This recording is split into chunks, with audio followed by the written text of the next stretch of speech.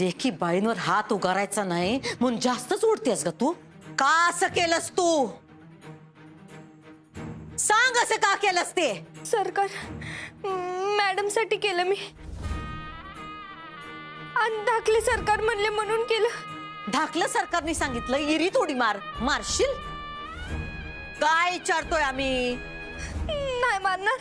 स्वतःचा जीव बरोबर वाचवतेस ते बरोबर कळतंय तुला. म्हणजे तू इथे शेफ आणि आमचा पोरगा बाहेर फिरतोय मास्तरनीला वाचवायला. जास्ती बाहेर पाठवलं तुम्ही, ते बी आज त्यांचं लगीन असताना. कुठं आहेत ते? आत्ताच्या आत्ता बोल, कुठं आहेत ते? मला नाही माहिती. मग कुणाला माहित आहे? विनयला.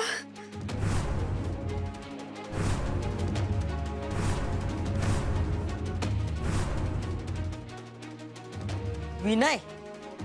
तू का रे विनय? ये इकडे पुढे, ये इकडे पुढं, ये इकडे ये. सरकार सरकार सरकार मारू नका. सरकार सरकार सरकार माग चुकी झाली. सरकार अहो सरकार. I I I. आता कशा पायी घाबरण्याचं नाटक करतोयस? हा, एवढ्या पै पाहुण्यात तुम्ही दोघांनी अधिपतींना घरातून पळून जायला मदत केली. काय लेवलची पोरं आहेसा तुम्ही? हा, तुमच्या घरच्यांना कळलं तर येऊन तुमच्या दोघांची आरतीच करतील की. सांग लवकर, अधिपती कुठं आहेत? बोल, कुठं आहेत? हे टोनक्या बोल की रे. ठीक आहे, जोवर अधिपती घरात परत येत नाहीत तोवर तुम्हा दोघांची या खोलीतून सुटका नाही.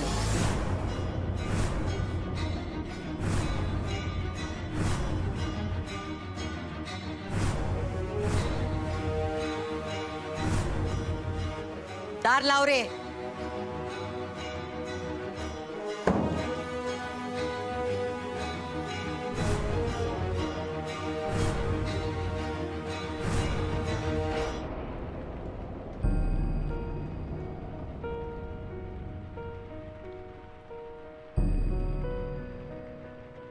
झालं काय शटा पूर्ण?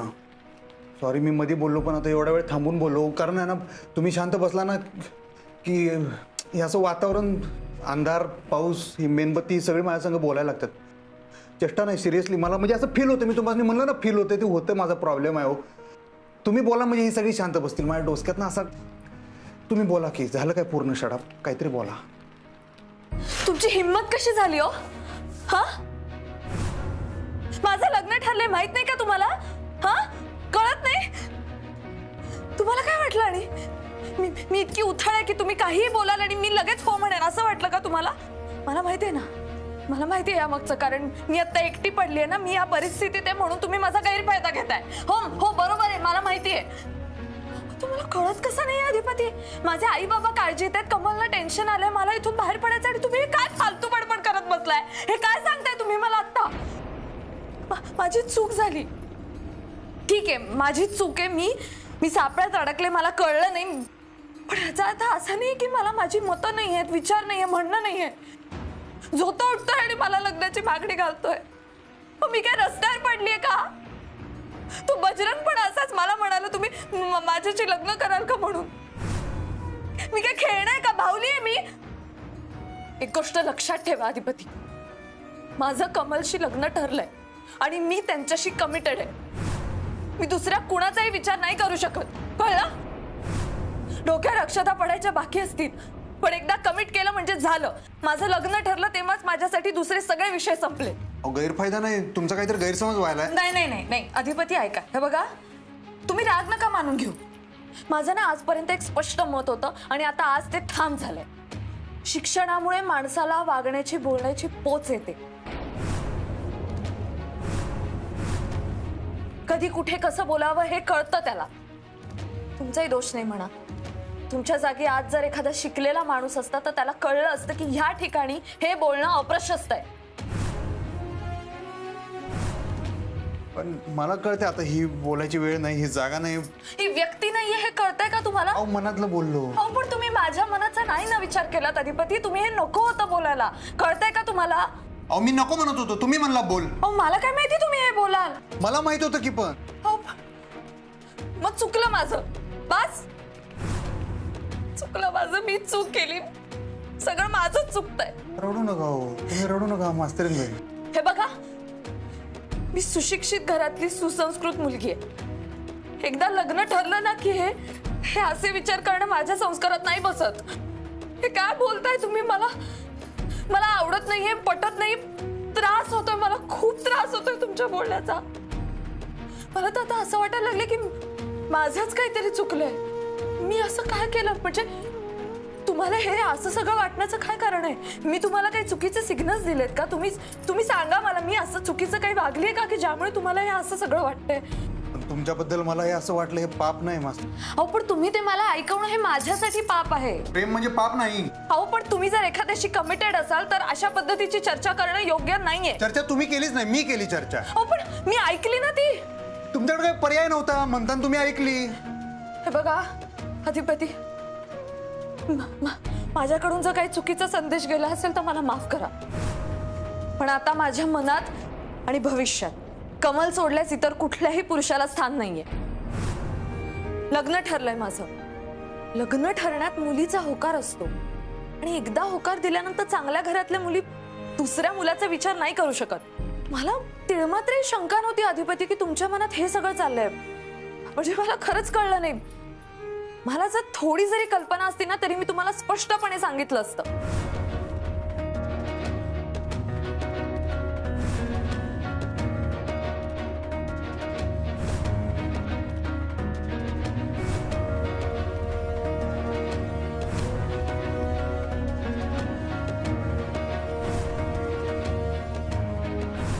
आता तुमच्या सगळ्या वागण्याचा अर्थ कळतोय.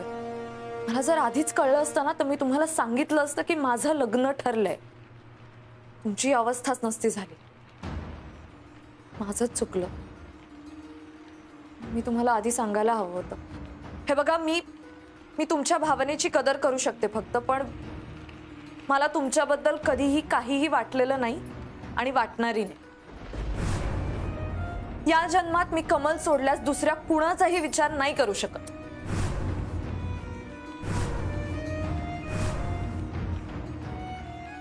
एक सांगू मी तुम्हाला, मनापासून सांगतो, एकदम खरं खरं सांगू.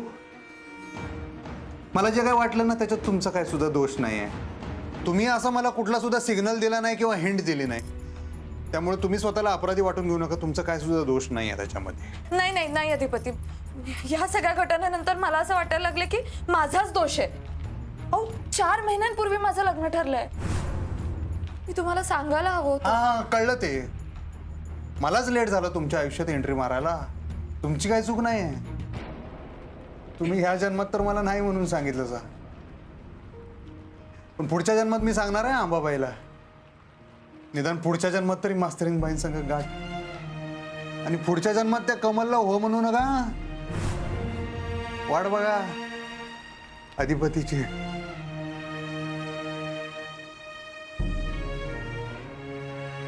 आणि हसत राहा अशाच. तुम्ही खुश राहा. माझं म्हणणं काय लय मनावर घेऊ नका. येडागात बडबडत असतोय मी. माझं माझ्यापाशी. तुम्ही खुश राहा. माझ्या दुखण्याचा काही तुम्हाच नाही त्रास होणार नाही गावाच. तसं नाही हो, पण एक माणूस म्हणून विचार केला तर त्रास होतो. म्हणजे तुम्ही एवढ्या सगळ्यातून जात होता आणि मला कल्पनाच नव्हती. आपण बोललोच नाही कवा. तुमच्या लग्नाचं तुम्ही मला सांगितलं नाही. आणि माझ्या जे काय घोळ चाललाय तुम्हाला कधी माझ्या मनातलं सांगितलं नाही. चुकणं तुमचे ना माझे. परिस्थितीचा दोष आहे, द्या सोडून. आणि तुम्हाला खरं सांगू काय, मी का नाही हे सगळं स्वीकारलं होतं. म्हणजे ठीक आहे, त्या बजरंगनं सगळा राडा घातला, नाही तर आज हे झालंच नसतं. तुम्हाला किडनॅप केलं. ती मिताली तुमची पोरगी, तिनं भोकाड पसरलं. मग मला रावलं नाही. म्हणलं मास्तरीनबाई संकटात आता आपण कुठं लग्नाला उभं राहायचं. तुम्हाला काय झालं असतं तर मी आरशात बघू शकलो नसतो. खरंच की त्या बजरंगकडे बघून घेतोच मी. त्याचा हिशोब होणारच आहे. पण माझ्या डोक्यात हाणलं, आपण इथं कोंडले गेलो म्हणताना हे सगळं, नाही तर हे सगळं बोललो पण नसतो. तुम्ही टेन्शन नका घेऊ. मी ठीक करतो सर.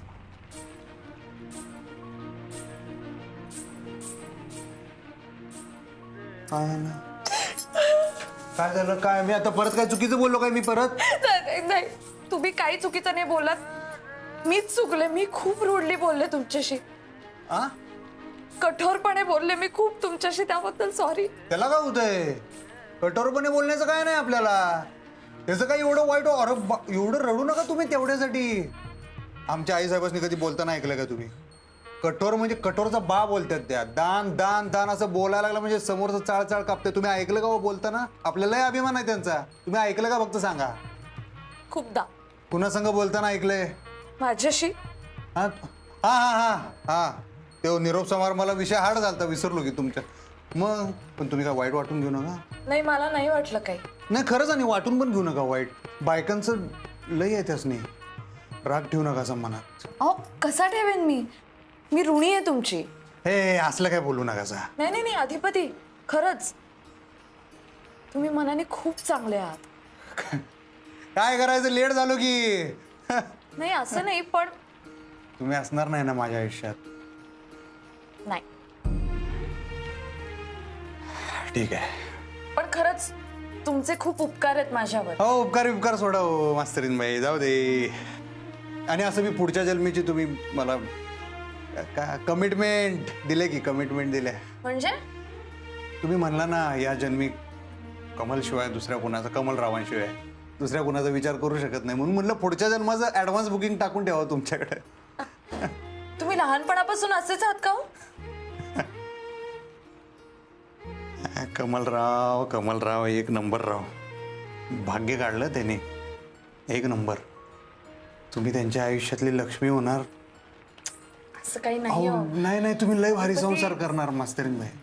खरंच की. तुम्हाला माहिती आहे का, तुम्ही परफेक्ट लक्ष्मी आहे सा. कुठल्याही पुरुषाच्या स्वप्नातली परफेक्ट बायको आहे सा तुम्ही. नाही नाही, असं काही नाही अधिपती, प्लीज. अहो तसंच आहे. मी शुद्ध मनानं सांगतोय.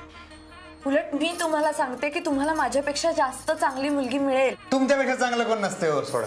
मी एक विचारू का तुम्हाला? खरं सांगता काय? चिडणार नाही ना आणि रडणार नाही ना तर विचारतो. विचारा. हा, कमलराव नसते तुमच्या आयुष्यात तर हो म्हणलं असतं काय मला? म्हणजे असं एक एवढं टेन्शन घेऊ नका आणि आता रडू नका. मी आपलं असंच कल्पना करा म्हणलं. समजा तुमचं लग्नच ठरलं नसतं कमलरावांशी आणि अधिपती सूर्यवंशी आला तुमच्या आयुष्यात. हां, आता सांगा हो म्हणलं असतं काय मला? खरं सांगा, कमलरावांची शपथ आहे तुम्हाला? नाही. काय खरं सांगणार नाही? मी तुम्हाला कधीच हो म्हटलं नसतं.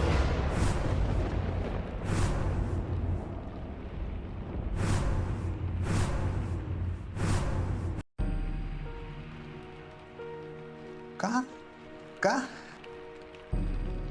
का म्हणजे काय? बरा दिसतोय की मी. बिझनेस आहे, पैसा आहे, फॅमिली आहे, माणूस पण बरा आहे म्हणताय तुम्ही. का का? शिक्षण अधिपती, शिक्षण नाहीये तुमच्याकडे. माझ्या लिस्टमध्ये सगळ्यात आधी मनभर शिक्षण येतं आणि मग नंतर बाकीच्या सगळ्या गोष्टी. न शिकलेल्या किंवा कमी शिकलेल्या कुठल्याही मुलाशी मी लग्न करू शकत नाही. या जन्मात काय, कुठल्याच जन्मात नाही.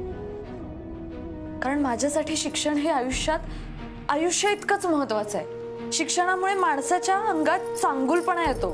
बाकी पैसे वगैरे सगळं शिक्षणापुढे मॅटर नाही करत माझ्यासाठी. तुम्हाला राग आला का? नाही, रागाचं काय आता त्याच्यात? मी पेचात पडलो उलटा. पेचा? कसल्या? समजा आता पुढच्या जन्मात तुमच्यासाठी शिक्षण घ्यायचं ठरवलं काय, तर आमच्या आईसाहेब माझं लेख म्हणून स्वीकार करतील काय पुढच्या जन्मात? हसा. पण खरंच पण मला तुमचं आवडलं. एक नंबर आवडलं मला तुमचं कमिटमेंट. काय म्हणला ना, खरंच आहे. कमलराव एक नंबर राव. त्या कमलरावांच्या भाग्याचा हेवा वाटतो मला राहून राहून. कमलराव एक नंबर राव. फिल्डिंग लावली आम्ही, तुम्ही खाऊन गेला भाव.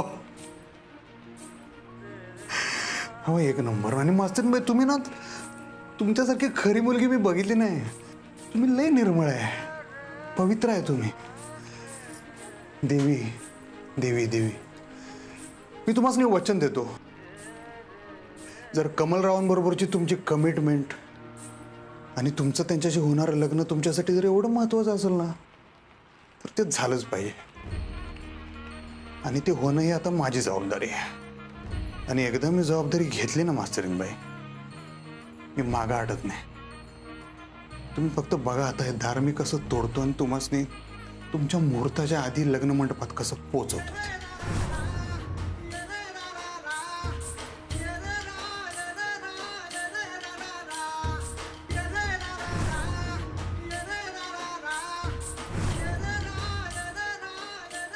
गडहिंग्लजच्या जंगलात एक जुनी वास्तू आहे, तिथं मॅडम आणि सरकार आहेत. तिथपर्यंत तू कसं काय पोचलास? मॅडमना ज्या गाडीत त्यांनी धरून नेलं, मी त्या गाडीचा पाठला केला आणि सरकारांना लोकेशन पाठवलं. सरकार लय वेगानं पोचले होते तिकडे आणि मला सांगितलं आमच्या घरी जा, आई साहेब लय टेन्शन मध्ये असतील, त्यांना सांग आम्ही लवकरात लवकर घरी येतो. आणि त्यांनी तुमच्यासाठी निरोपण पाठवलंय, काळजी करू नका. काळजी करू नका. अधिपती हे असं काहीतरी करणार आणि आम्हासनी निरोप धाडणार. काळजी करू नका. आम्हासनी त्या जागेवर घेऊन चल. आजच्या आज अधिपती घरी आले पाहिजेत. तुम्हाला काय आमंत्रण पाहिजे? चला गाड्या काढा. चल रे यांना घेऊन.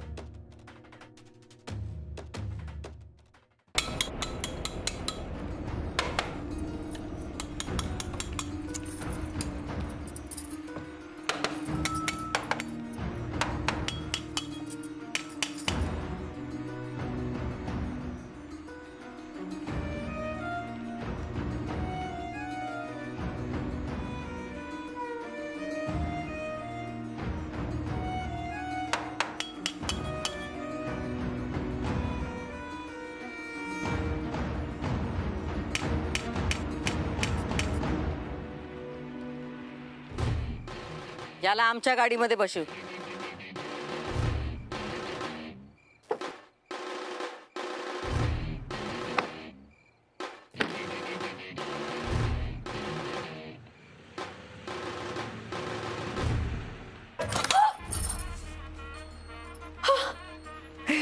हे कसं काय जमलं तुम्हाला? म्हणजे उघडलं तुम्हाला कसं माहित आहे? अहो सगळं शिकायला काय शाळेत जायला लागत नाही मास्तरीनबाई. डोसका असेल ना तर शाळेत न जाता पण माणूस शहाणा होऊ शकतोय. वडा जरा वडा वडा.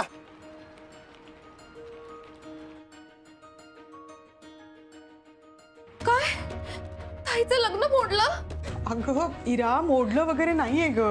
मग जिजूंचे बाबा काय म्हणत होते? ते म्हणाले की अक्षराला लवकरात लवकर घेऊन या, एवढंच बोलले ते. पण ताई जर वेळेत पोहोचू नाहीच शकली तर?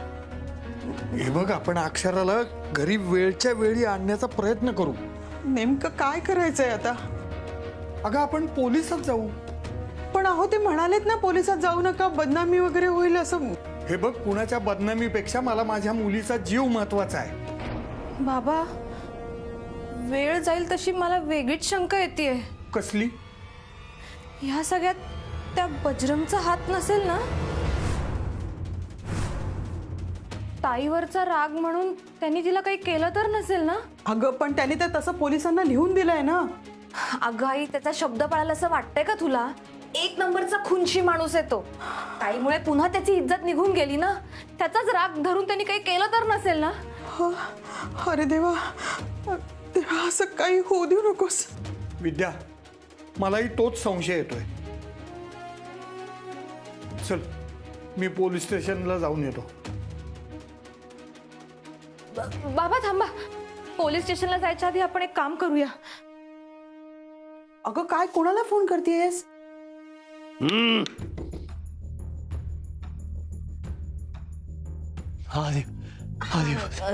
ताई यायल्या अधिपतीसनी घेऊन. तुम्ही जरा शांत बसा, शांत बसा. यायले. दुर्गेश्वरी ताई, हा बोला की. अहो रात्र झाली, कधी लागणार नवरा नवरीला हळद? वय लागेल की. अहो 5 मिनिटात यायल्यात अधिपती. आपण 10 मिनिटाचा ब्रेक करून घेऊ. हा शांतताई या जरा, यासनी ज्यूस द्या.